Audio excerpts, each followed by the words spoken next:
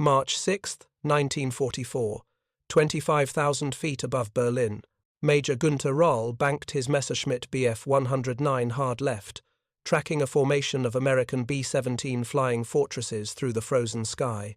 The bombers were where they should be, lumbering toward the Reich capital in their familiar combat boxes, black smoke trailing from damaged engines. The flak batteries below sent up their usual curtain of steel and fire. But something was wrong. Rall's wingman called out contacts high and to the east. Rall craned his neck, searching the brilliant winter sky. Then he saw them. Silver specks, glinting in the pale sunlight, diving toward his staffel with predatory precision. Not the stubby P-47s that usually turned back halfway across Germany. Not the twin-engined P-38s that could reach Berlin but were easy meat in a turning fight. These were different, sleeker, faster. They closed the distance with a speed that violated everything Rall knew about escort fighter range and endurance. The first P-51 Mustang opened fire at 400 meters. Rall dove instinctively as tracers carved through the space his aircraft had occupied milliseconds before. If you're enjoying this deep dive into the story, hit the subscribe button and let us know in the comments from where in the world you are watching from today. The Mustang stayed with him through the dive, through the pull-up, through the barrel roll that should have broken any pursuit. When Rall fired his guns forward, sending smoke and shell casings tumbling back to create the illusion of rear-firing armament, the American pilot merely broke off momentarily, then resumed the chase with 3 wingmen in perfect formation. Rall survived that day by violating every principle of fighter combat he had learned in 5 years of war. He ran. He dove for the deck and fled east at maximum throttle until the Mustangs broke pursuit to return to their bombers. When he landed at his base near Magdeburg, his hands were shaking, not from fear, though fear had been present. From realization, the equation had changed. The comfortable arithmetic that had governed the air war over Germany for 3 years had been rewritten in the span of a single mission. Every assumption about American capabilities, about fighter range, about the security of Berlin's airspace, had just been invalidated. What Rall and his fellow Luftwaffe pilots did not yet fully comprehend was that this moment represented not merely a tactical setback, but the beginning of a catastrophic strategic collapse. The appearance of P-51 Mustangs over Berlin in March 1944 marked the moment when the Luftwaffe lost control of its own sky. Within 4 months, the air force that had terrorized Europe would be reduced to a shadow of its former strength, its best pilots dead, its replacement training pipeline shattered, its fuel supplies strangled. The road to this disaster had been paved with German success and American determination. To understand why experienced Luftwaffe aces like Günther Rall suddenly found themselves fighting for survival over their own capital, one must understand the calculus of air warfare that governed 1943 and early 1944. The United States Army Air Forces had begun daylight strategic bombing of German-occupied Europe in August 1942. The concept was elegant in theory. Heavily armed B-17 and B-24 bombers, flying in mutually supporting combat box formations, would destroy Germany's war industries with precision bombing. The bombers' massed firepower would fend off German fighters. American optimism about the self-defending bomber proved fatally misplaced. German fighter pilots quickly developed tactics to exploit the bombers' vulnerabilities. They attacked from the front, where bomber defensive fire was weakest. They concentrated on single aircraft, isolating them from formation protection. They waited beyond the range of American escort fighters, then struck with overwhelming force once the escorts turned back toward England. The mathematics of attrition favored Germany throughout 1943. American bomber losses mounted to unsustainable levels. On October 14, 1943, a raid against the ball-bearing factories at Schweinfurt cost the 8th Air Force 60 bombers destroyed and 17 damaged beyond repair. Out of 291 bombers that took off that morning, 26% were lost. Each bomber carried 10 men. 600 men failed to return from a single mission. The survivors called it Black Thursday. Deep penetration raids into Germany were suspended. The strategic bombing campaign that was supposed to cripple German war production had instead demonstrated that without long-range fighter escort, such operations could not be sustained. German fighter pilots understood they were winning a war of attrition. Oberstleutnant Johannes Steinhoff, one of the Luftwaffe's most experienced commanders, later recalled the period with grim satisfaction. The Americans were brave, he noted, but bravery without tactical advantage produced only casualties. German fighters could choose when and where to engage. They could conserve their strength, they could wait for the Americans to come to them. The American escorts were predictable. P-47 Thunderbolts, heavy and powerful, could reach the German border but lacked the range to penetrate deep into the Reich. P-38 Lightnings could reach further, but were vulnerable at high altitude and chronically short in supply. Both aircraft types had to turn back long before reaching targets in central or eastern Germany. The comfortable pattern held through the autumn of 1943. German fighter losses were manageable. Pilot training programs produced adequate replacements. The industrial targets that American bombers did hit were dispersed or rebuilt. The Luftwaffe's defensive doctrine appeared vindicated. Then, winter arrived, and with it, the first hints of change. In late December 1943, a handful of American fighters appeared in German skies that German intelligence initially misidentified. They were P-51 Mustangs, equipped with the Rolls-Royce Merlin engine that transformed the airframe from a capable low-altitude reconnaissance aircraft into the finest high-altitude fighter of the war. The P-51's revolutionary laminar flow wing design produced exceptionally low drag. Combined with the Merlin engine's high-altitude performance and internal fuel capacity that dwarfed other fighters, the Mustang possessed a combat radius approaching 850 miles with external drop tanks. This was not merely an incremental improvement over existing escorts, it was a paradigm shift. American production lines were beginning to churn out P-51s in substantial numbers. By March 1944, approximately 175 P-51B and C models were operational in the European theatre. These aircraft could escort bombers to any target in Germany and return with fuel to spare. They could dogfight German interceptors at 25,000 feet or 35,000 feet with equal effectiveness. They carried 650 caliber machine guns with sufficient ammunition for sustained combat. But numbers and specifications tell only part of the story. The true revolution was operational. In January 1944, Major General James Doolittle took command of the 8th Air Force. Within days, he issued an order that would prove fatal to the Luftwaffe. Fighter commanders visiting Doolittle's headquarters noticed a sign that read, "The first duty of 8th Air Force fighters is to bring the bombers back alive." Doolittle ordered it removed. The new sign read, "The first duty of 8th Air Force fighters is to destroy German fighters." The change in philosophy was devastating. Instead of flying close escort, tethered to the bomber's formation, American fighters would range ahead, hunting German interceptors, and before they could form up to attack, they would engage the Luftwaffe wherever it could be found, in the air or on the ground.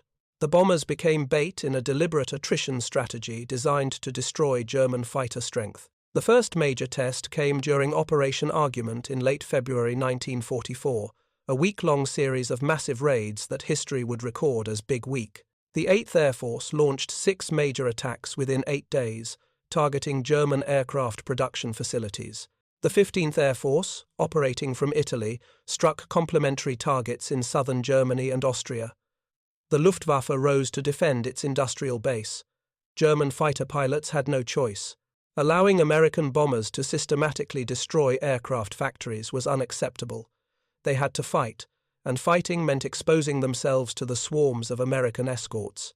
The statistics from Big Week told a story that German commanders found difficult to accept. In 6 days of combat, the Luftwaffe lost approximately 226 fighter aircraft destroyed and 141 damaged. More critically, they lost experienced pilots faster than the training pipeline could replace them. The Americans lost approximately 263 bombers and 28 fighters. But American production and pilot training far exceeded losses. The arithmetic of attrition had reversed. Then came March 4, 1944, The day Berlin's immunity ended, 660 heavy bombers took off from bases across England, bound for the German capital. The weather was uncertain, clouds obscuring much of the route. Only one bomb wing found the target through the overcast and bombed using radar. Damage to Berlin was minimal. But the raid was not primarily about destroying factories or rail yards, it was about making a statement. American bombers could reach Berlin in daylight. American fighters could escort them all the way. The Luftwaffe intercepted, with everything available. Swarms of Messerschmitt Bf 109s and Focke-Wulf 190 Sturmgruppen clawed for altitude, forming up for mass attacks. But the American escorts were already there, prowling the bomber stream's flanks at altitude, waiting. The air battles raged across hundreds of square kilometers. Individual combats dissolved into a chaos of turning aircraft, tracer fire, and the smoking trails of crippled machines falling toward Earth. 69 American bombers were lost to fighters and flak. 15 came from the 100th Bomb Group alone, adding to that unit's grim reputation as the Bloody 100th. But the German losses were catastrophic in ways that raw numbers could not fully capture. Experienced flight leaders died. Gruppen commodores with hundreds of missions were shot down. The careful tactical formations that had made German fighter attacks so effective broke apart under the relentless pressure of American escorts that refused to be drawn away from the interceptors. 2 days later, March 6th, the Americans returned. 800 aircraft struck Berlin in clear weather, dropping high explosives and incendiaries on industrial targets with devastating accuracy. The Luftwaffe rose again to defend, and again the escorts were waiting. The air battles became legendary among American fighter pilots. Mustangs from the 4th Fighter Group, the first unit fully equipped with P-51s, claimed 17 German fighters destroyed without loss. For the German pilots, the experience was profoundly disorienting. They were accustomed to fighting on their own terms, attacking bombers at the moment and location of their choosing, then disengaging before American escorts could intervene effectively. Now the escorts were everywhere, above and below, hunting German formations with aggressive tactics that negated every defensive advantage the Luftwaffe had enjoyed. Major Johannes Steinhoff, commanding Jagdgeschwader 77, watched his whole staffel's strength erode with each mission. Pilots who had survived years of combat on the Eastern Front were being killed over Germany by American fighters they had never encountered before. The replacement pilots arriving from training schools had barely 100 flying hours, compared to the 300 or more hours that had been standard in 1942. Many lasted less than a week in combat. The third Berlin raid came on March 8th. By this point, German Fighter Command was facing a crisis that transcended tactics or technology. The Luftwaffe simply did not have enough experienced pilots to sustain the loss rate. Adolf Galland, General der Jagdflieger, submitted a report to Reichsmarschall Hermann Göring that laid out the dimensions of the catastrophe in stark terms. Between January and April 1944, Galland reported, German day fighters had lost over 1,000 pilots killed or missing. This figure included the Luftwaffe's best squadron, Gruppe, and Geschwader commanders. Each major incursion by American bombers cost approximately 50 aircrew. The replacement training pipeline could not keep pace. New pilots were being pushed into combat with inadequate preparation, ensuring even higher loss rates. Galland's report contained a sentence that should have shocked the German High Command into fundamental reassessment. The time has come when our weapon is in sight of collapse. But reassessment was impossible, because the assumptions underlying German air strategy had already proven false. The Luftwaffe had been built for short, decisive campaigns. Its training infrastructure, maintenance systems, and replacement policies assumed that the Air Force would win air superiority quickly, then support ground operations. The concept of fighting a protracted defensive battle against an enemy with overwhelming industrial capacity had never been seriously contemplated. The appearance of P-51 Mustangs over Berlin made Germany's strategic position transparently clear to those willing to see it. Reichsmarschall Göring himself, who had famously boasted in 1940 that Berliners could call him Meyer if enemy aircraft ever bombed the capital, offered an assessment that revealed his understanding of what the Mustangs represented. When I saw Mustangs over Berlin, Goering later stated, I knew the jig was up. The quotation has been debated by historians, with some questioning whether Goering spoke those exact words or whether they were attributed to him after the war. The historical record does confirm that Goering made similar statements to subordinates and that his assessment was accurate. The ability of American single-engine fighters to escort bombers to Berlin and engage in combat over the target demonstrated that no part of Germany was beyond Allied reach. The psychological impact on Luftwaffe pilots was devastating. Günther Rall, who survived his encounter with Mustangs on March 6, later described the realization that overtook German fighter pilots in the spring of 1944. The comfortable certainty that the Luftwaffe controlled German airspace had evaporated. American fighters could go anywhere, could stay as long as necessary, and could engage on equal or superior terms at any altitude. The tactical implications cascaded through every aspect of German fighter operations. Formations could no longer assemble without harassment from prowling American fighters. Damaged aircraft returning from combat faced attacks while attempting to land. Training bases that had been safe from interference came under strafing attack by American fighters returning from escort missions with fuel and ammunition to spare. The strategic bombing campaign that had faltered in October 1943 was now proceeding with remorseless efficiency. Berlin was struck repeatedly through March. Frankfurt, Stuttgart, Augsburg, Munich. No industrial center was safe. The bomber losses, that had seemed unsustainable in autumn 1943, had fallen to manageable levels. The average monthly loss rate for 8th Air Force heavy bombers dropped from 5.1% in 1943 to 1.9% in 1944. Meanwhile, Luftwaffe losses accelerated. The fighter force's strength on paper appeared adequate. Aircraft production actually increased through 1944 as dispersed factories and simplified designs allowed Germany to build more fighters than ever before. But aircraft without pilots were merely expensive sculptures, and the Luftwaffe was hemorrhaging its most valuable asset at a rate that could not be sustained. General Adolf Galland's reports grew increasingly desperate through the spring of 1944. In late April, he reported to Goering that in the previous 10 operations, the Luftwaffe had lost 500 aircraft and 400 pilots. In the 4 months from January through April, 1,000 pilots had been killed. The enemy outnumbered German fighters by ratios of 6-1 or 8-1.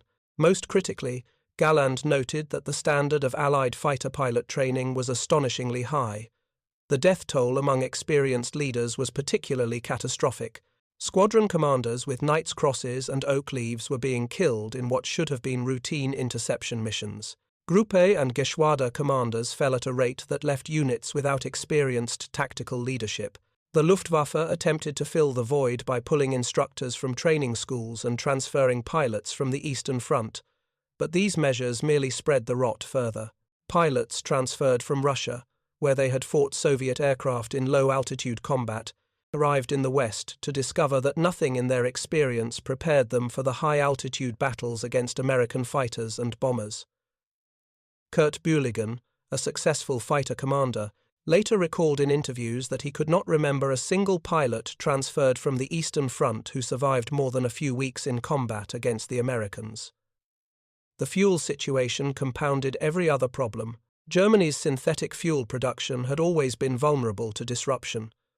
American bombers began systematic attacks on oil refineries and synthetic fuel plants in May 1944. The campaign was devastatingly effective.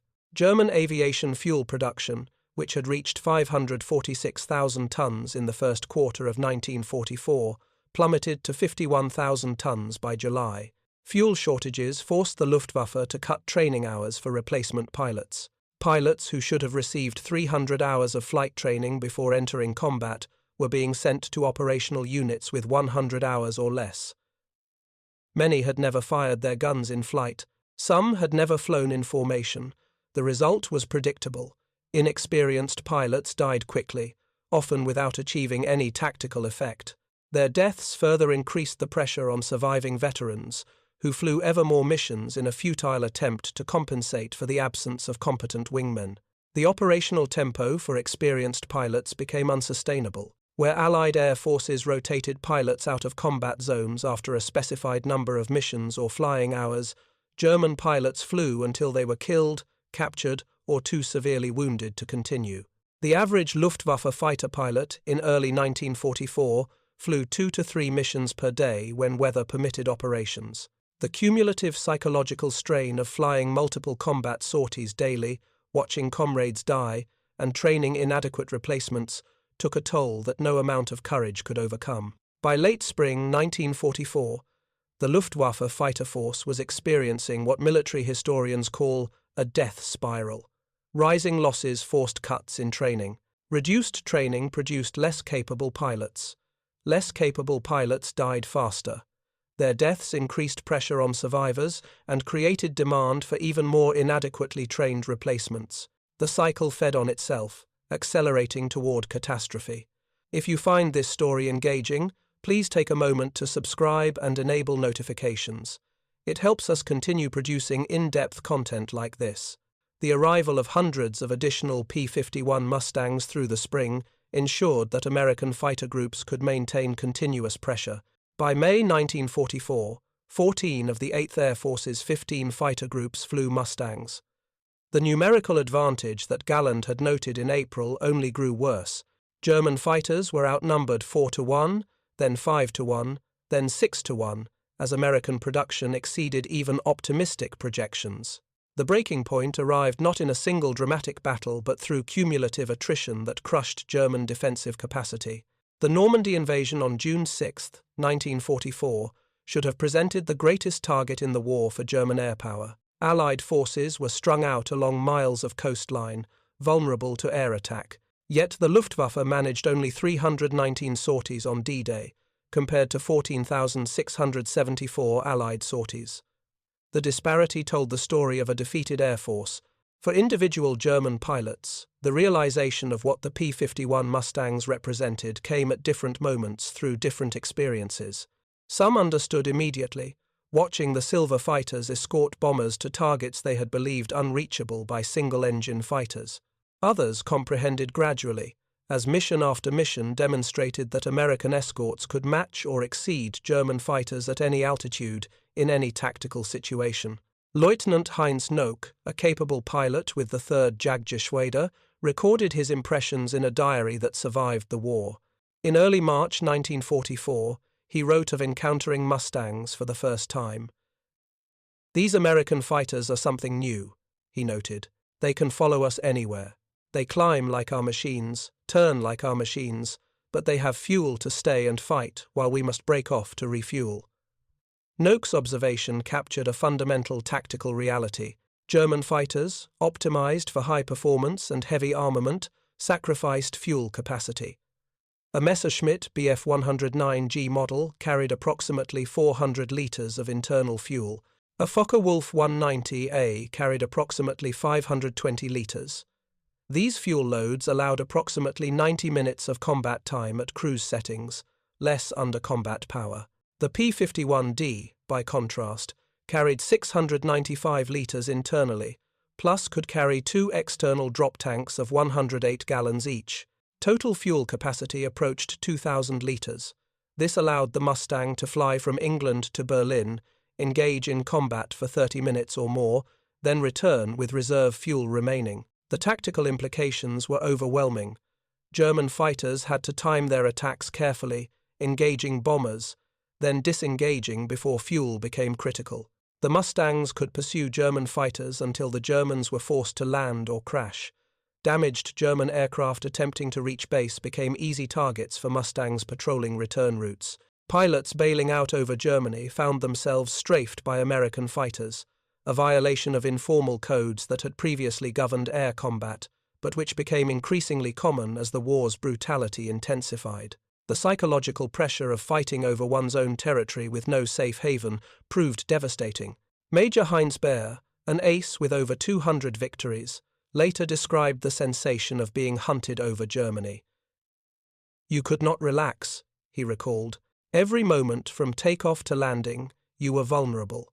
The Americans were everywhere, at every altitude. If you survived combat, you still had to survive the landing approach, where their fighters waited. The situation was worse for inexperienced pilots. Oberleutnant Fritz Engau, a Staffelkapitän who received replacement pilots through the spring of 1944, watched them die with numbing regularity. They arrived with perhaps 100 flying hours total, he later wrote. Maybe 15 or 20 hours in the Bf 109. They did not know how to fly in formation, how to watch their tail, how to manage their fuel. The Mustangs killed them in their first or second mission. Engau's experience was typical. Staffeln that should have maintained 24 operational pilots often had 8 or 10. The replacements arrived continuously but lasted days, sometimes hours. One replacement pilot Engau remembered died before the staffel even learned his name. He had been shot down during his first combat sortie, 20 minutes after takeoff. The training deficit between German and American pilots had become a chasm by mid-1944. American fighter pilots entering combat in the European theatre had logged approximately 450 hours total flight time, including about 250 hours in their operational aircraft. Many had more. Some P-51 pilots arrived in England with over 600 hours, including extensive gunnery training, formation flying, and instrument flying. German replacement pilots in the same period arrived at operational units with an average of 112 hours total flight time. Some had less. Their time in operational aircraft averaged 20 hours. Many had never fired their guns in flight. Some had never practiced dogfighting tactics. Several had never flown at high altitude. The fuel crisis that restricted operational flying also crippled training programs. By July 1944, some German pilots were being sent to combat units with as little as 15 hours in their assigned aircraft. The disparity in training manifested in combat effectiveness that was brutally quantifiable. American fighter units in the summer of 1944 routinely achieved kill-to-loss ratios of 5-1 or better. Some missions saw ratios of 10-1. The 4th Fighter Group, flying P-51s from Debden, ended the war with more than 1,000 confirmed aerial victories against approximately 200 losses.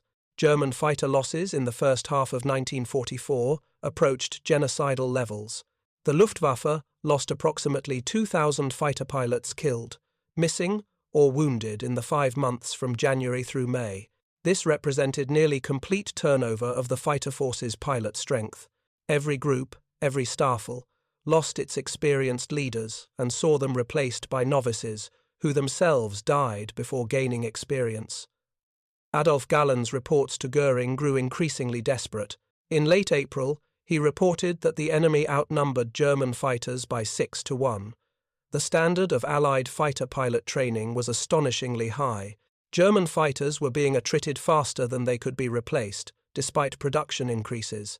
Most critically, Galland noted, the fighter force was approaching collapse as a functional military organization. The strategic bombing campaign continued without pause. Berlin was struck repeatedly. Hamburg, Frankfurt, Stuttgart, Augsburg, Munich, Schweinfurt, Regensburg, every major industrial center felt the weight of American bombs. The 8th Air Force flew larger and larger raids as its strength grew. By May 1944, missions of 1,000 bombers were common. The escorts grew proportionally. Some raids had fighter escorts numbering over 500 aircraft. The Luftwaffe could not contest these raids effectively. German fighters that rose to intercept were overwhelmed by numbers and outfought by better-trained pilots in superior aircraft. The bomber losses that had seemed acceptable in the fall of 1943 now appeared almost negligible. Missions that lost 2 or 3% of bombers were considered successful. The strategic bombing campaign was working. The oil campaign that began in May 1944 delivered the killing blow to what remained of Luftwaffe effectiveness. American bombers struck synthetic fuel plants and oil refineries with devastating precision. German aviation fuel production collapsed from 546,000 tons in the first quarter of 1944 to 51,000 tons by July. By November, stocks had fallen to 175,000 tons, barely sufficient for 2 months of operations at reduced tempo. The fuel crisis affected every aspect of Luftwaffe operations. Training schools had their allocations cut to near zero. Some flight schools conducted training entirely on the ground, with students sitting in parked aircraft learning procedures without actually flying. Operational units rationed fuel so severely that pilots could not maintain proficiency. Aircraft sat grounded for lack of fuel, while American bombers struck German cities unopposed. The Normandy invasion on June 6, 1944, should have been the moment for the Luftwaffe to demonstrate its continued relevance. Allied forces landing on the beaches of northern France presented targets that German air power had been designed to destroy. But the Luftwaffe that appeared over Normandy bore no resemblance to the force that had terrorized Europe in 1940. On D-Day itself, the Luftwaffe managed 319 sorties compared to Allied 14,674 sorties.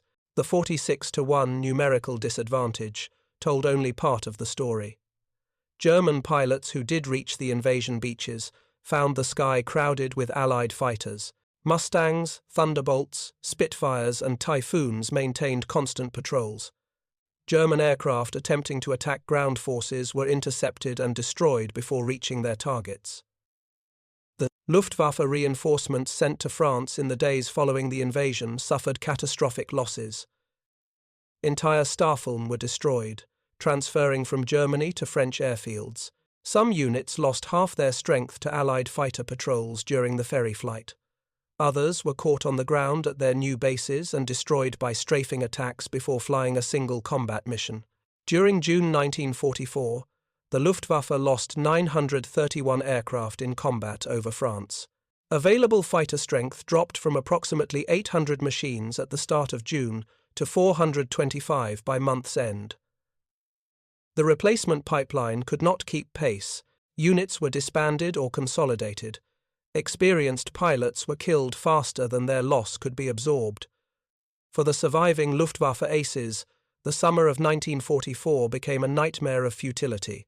They flew mission after mission, scoring occasional victories, but always aware that individual skill could not compensate for overwhelming numerical inferiority.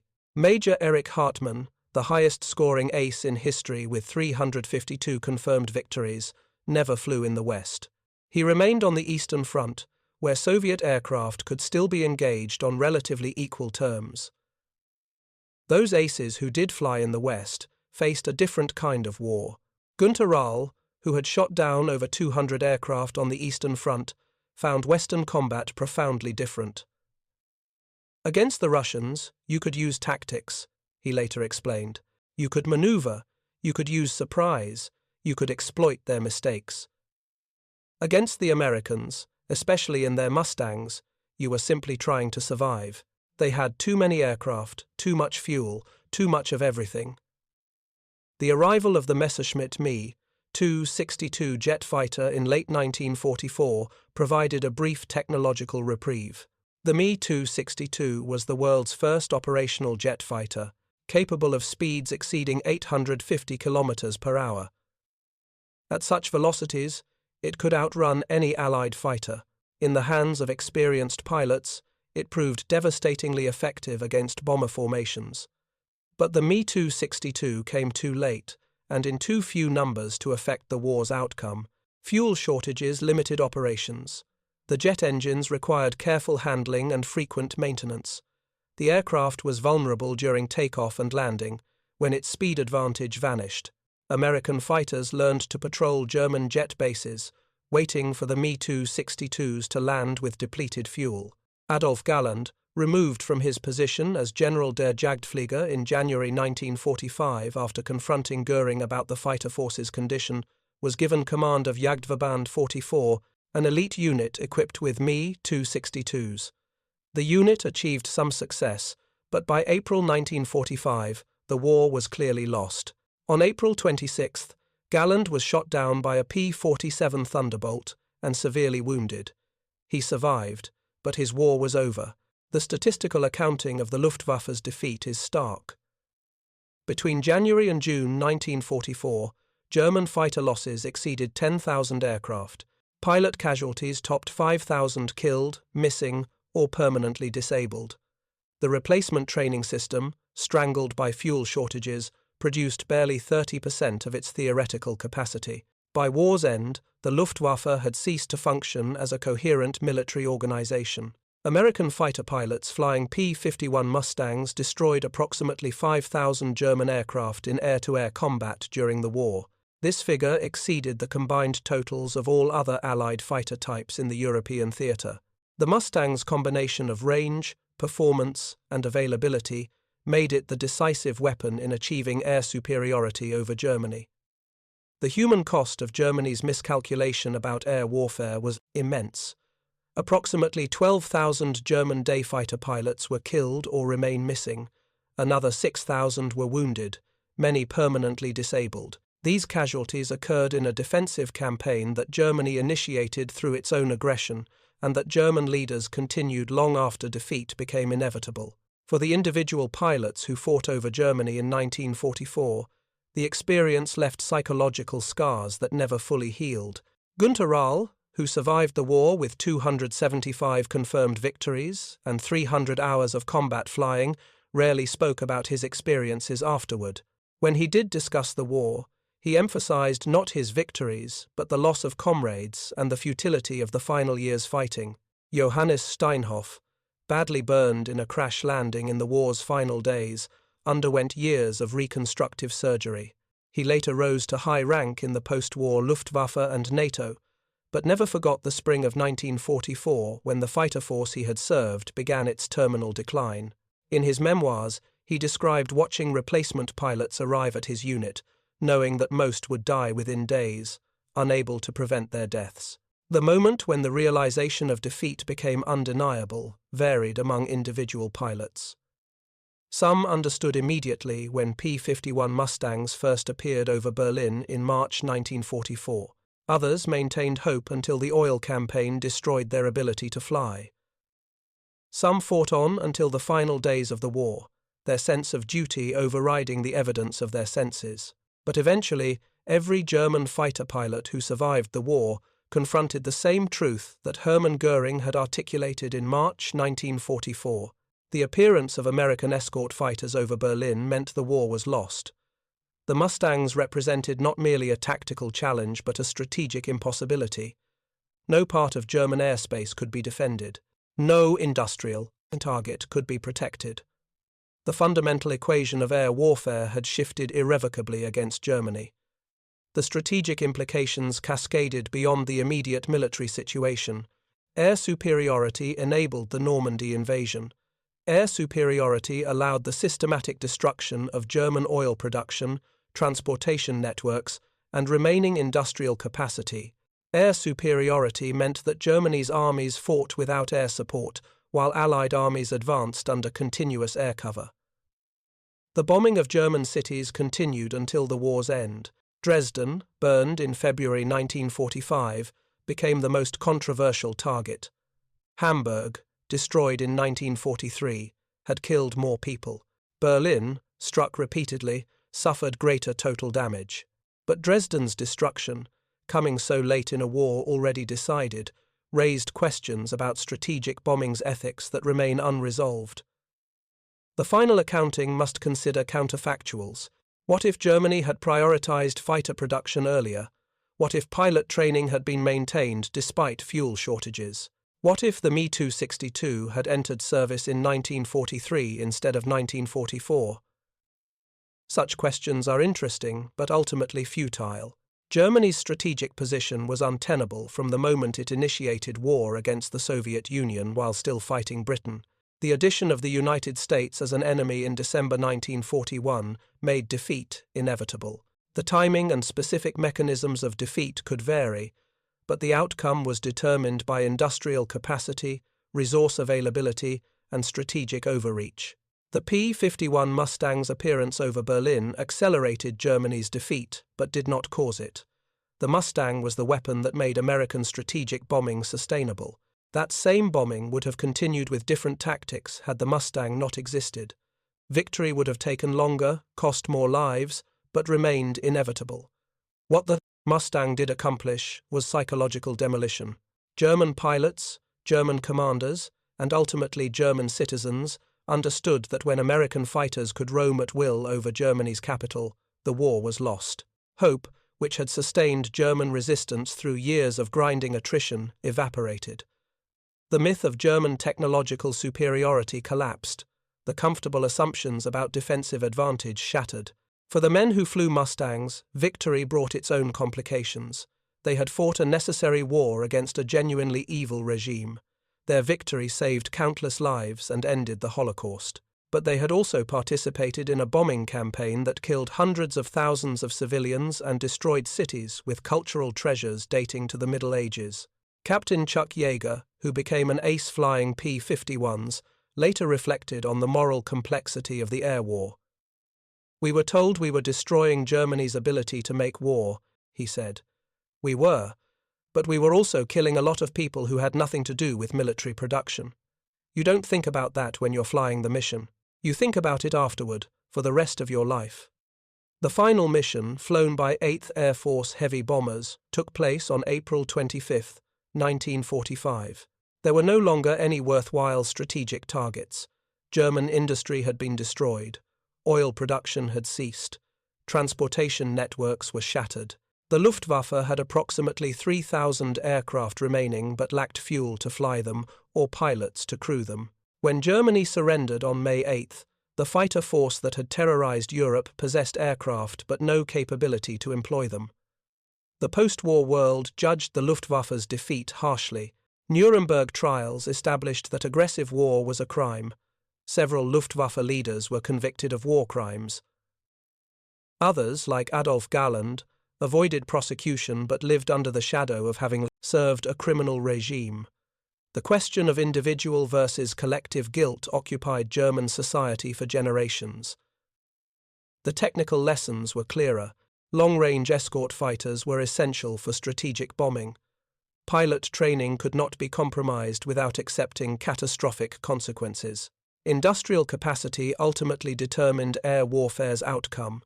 Fuel, always critical, became the limiting factor that constrained all operations. These lessons influenced post-war Air Force development worldwide. The men who flew and fought in the skies over Germany in 1944 participated in history's most intensive air campaign. They experienced terror, exhilaration, loss, and victory in measures that subsequent generations can scarcely imagine. The survivors carried those experiences for the remainder of their lives, shaped by but never entirely defined by their wartime service. The story of Luftwaffe pilots, realizing Berlin was no longer safe when P-51 Mustangs appeared at 25,000 feet, is ultimately a story about the limits of courage, skill, and determination when confronting overwhelming material disadvantage. German pilots were brave, skillful, and determined. American pilots possessed those same qualities, but American pilots also had superior aircraft produced in vast numbers, comprehensive training, unlimited fuel, and the weight of the world's greatest industrial power behind them. Günther Rall, who began this narrative banking his Messerschmitt 109 over Berlin in March 1944, survived the war. He later served in the post-war Luftwaffe, rising to lieutenant general. When asked about the moment he knew Germany would lose the war, he always cited that mission in early March when he first encountered P-51 Mustangs over Berlin. "I knew then," he said, "that we had awakened something we could not defeat. The Americans had found a way to reach us anywhere. After that, it was only a matter of time." The appearance of American escort fighters over Germany's capital represented the moment when German airspace ceased to exist. The skies belonged to the Allies. The war would continue for another 14 months, but the outcome was no longer in doubt. For the fighter pilots on both sides, the spring of 1944 marked a turning point. For Americans, it was validation of industrial might and strategic persistence. For Germans, it was the beginning of the end. The silver Mustangs glinting in the cold March sunlight above Berlin announced that the Reich's most secure city was no longer safe, that nowhere in Germany offered sanctuary, that the air war had been lost. History would record the P-51 Mustang as one of the finest fighter aircraft ever built. Reichsmarschall Hermann Göring's assessment that seeing Mustangs over Berlin meant the war was lost would be quoted in countless histories. But for the men who flew those missions, who fought and died in the frozen sky above Germany, The experience transcended historical judgment. They were young men, American and German, thrust into combat that demanded everything they possessed. Some survived, many did not. Their legacy is not merely military but human, a reminder that wars are fought not by machines but by men, and that the costs of war extend far beyond statistics and strategic assessments. Thank you for watching. For more detailed historical breakdowns, check out the other videos on your screen now and don't forget to subscribe.